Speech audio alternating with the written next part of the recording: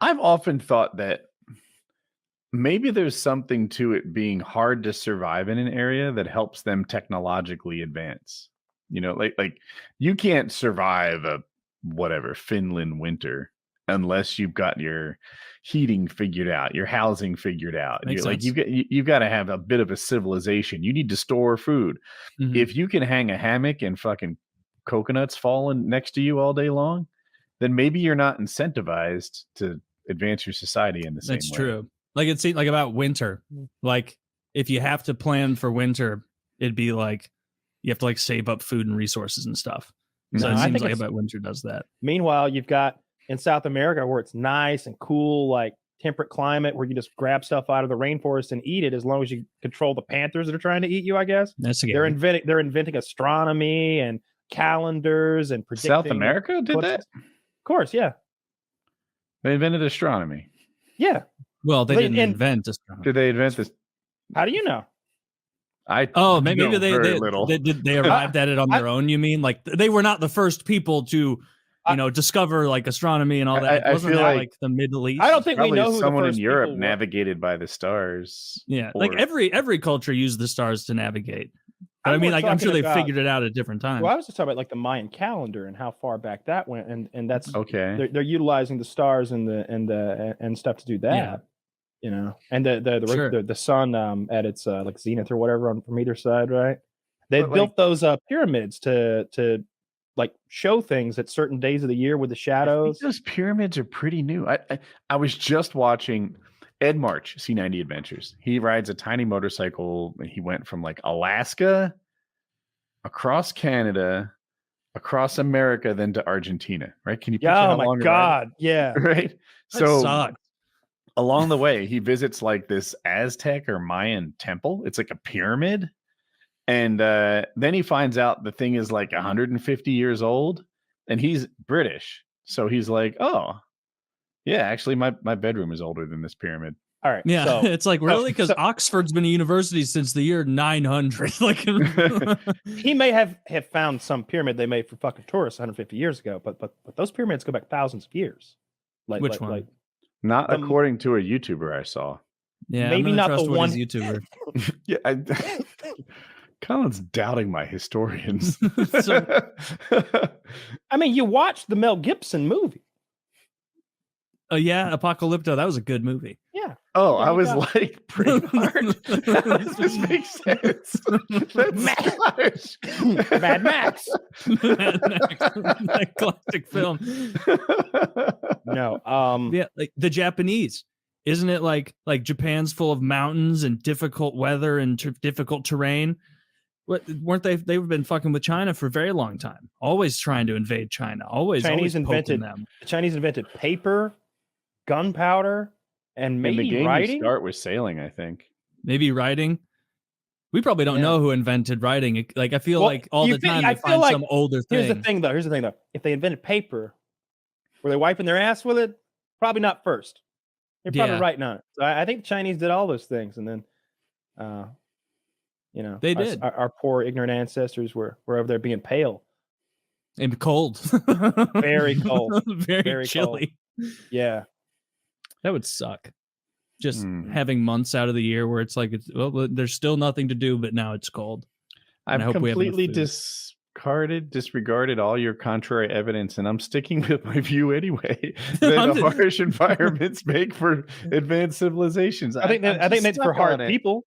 I think that what's that whole thing where like necessity is the mother of invention. I think that if someone has a cold climate, that they will come up with a good way to deal with cold climates. I think if someone has a megafauna in their area, like big giant animals that are hard to deal with, they'll learn hunting tactics to like deal with that. But I don't think it necessarily makes them the best and brightest at all things. I don't think that the people who live in the cold, hard to live in place are going to be the best scientists because it's hard there.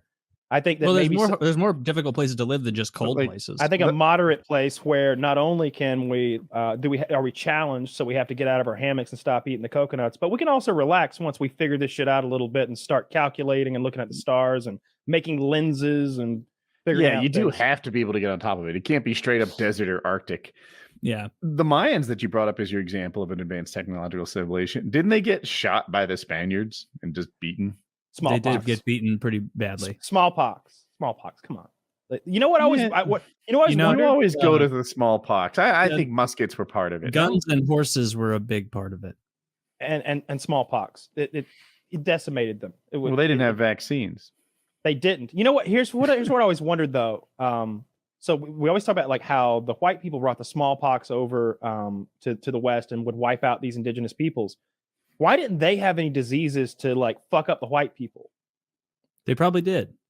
I bet, like, because there's going to be diseases everywhere, right? Like there must have been shit that like all the Europeans started getting. If they did, I guess not as intense. Maybe it was like a milder shit, but like no, it would have happened if they did, right? We would have gotten. We got the. Right. Don't go to Mexico. Montezuma's revenge. We'd go somewhere and they'd be like, oh yeah, there's yellow fever down there, but it's not like the Brits went back home with yellow fever and wiped out London. Like I'm just curious why. Yeah, I have no idea. Yeah, no clue. Maybe the pathogen died on the boat. Well, Taylor solved it here. They're very seasick pathogens. They got, but no Dramamine in that time for the pathogens. I don't care for it. I don't want that. Okay. Yeah, no, I don't know.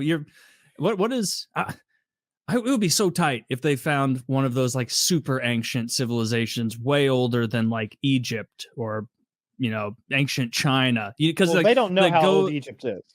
Like, what is it called? You've brought it up. Gekli Tepe.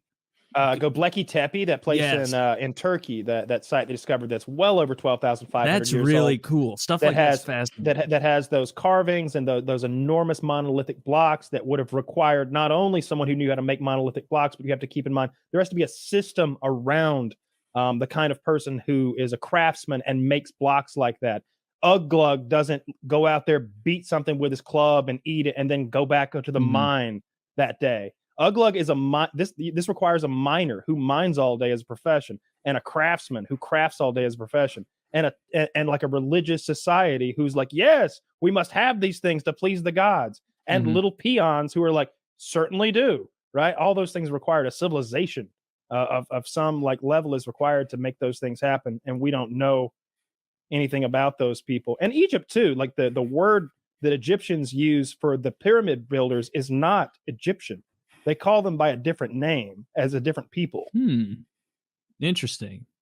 So they don't know how old that some stuff people is. think that like pyramid predates the Egyptians, like yeah, the really old by ones? many thousands of years. And then like the Sphinx, like they don't know how old that stuff is. Yeah, you talked about the Sphinx recently, which I didn't know the Sphinx was older than some of the pyramids. Nobody knows how old it is. If you took someone from one of those ancient civilizations, right, and granted them immortality, right? So now this guy is 12,000 years old. I wonder what he'd be like, right? So biologically, let's assume he's the same, that humans haven't evolved in 12,000 years. He's working with basically the same, wetware that we are. Cool. Would he be a genius, having learned things for the last 12,000 years? Would he be a dumbass like me, still stuck on some outdated food pyramid that he learned in fourth grade? He's still eating his 12 servings of grain a day.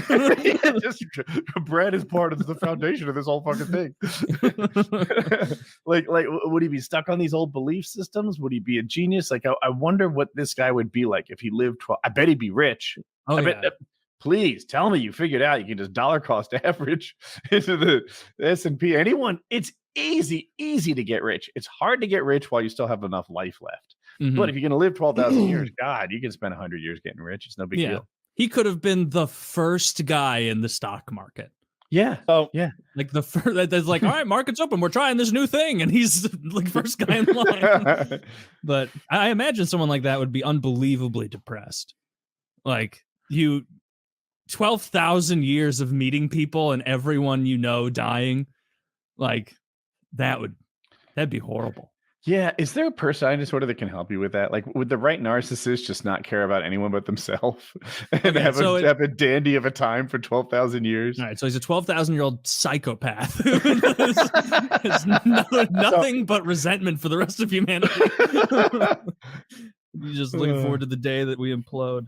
So that movie I just linked is kind of the exact thing you're describing. And these guys are sitting around discussing it. It was some really good actors that I like all those The actors. Man from Earth. Yeah, it's that one of them is claiming to be many thousands of years old, and they're having a discussion about it. Really? Is the whole movie the discussion? I haven't seen it yet. I've only seen that preview. Then it intrigued me. I added it to a watch list, and then when you Can you started show it, describing Zach? Because I think people are going to be curious about what we're talking about. But it's from 2007, which I like. I'm glad it's not from like 1992. This looks Huh. cool. I'm feel- kinda this looks curious about familiar. it. I saw a little bit of the dialogue the other day somewhere, and it was really intriguing, well written stuff. Because they were talking. One of them was like, our brains had essentially been the same as they were for over 500,000 years, and that sort of man, he would learn as he went, he would grow as he went, but he would also be damaged, would he not? And they're like having this really interesting discussion. It's the doctor from Star Trek Enterprise. They had him a bunch of shit on his face, but he's a good actor. Oh, this is Wait, they're all the they're just doctor in from a- Star Trek Enterprise, Beverly Crusher. That's Star Trek: The Next Generation. You're right. Yeah, I'm talking about the Scott Bakula Star Trek. Oh, I don't. Is the doctor a You want me to sing the intro music? It's been a Yes. long way getting from there to here, and I'm not gonna let them hold me back. No, I'm not gonna. That one. 'Cause I gone straight. Oh, to the this heart. doctor. Flock? That Yes. Enterprise.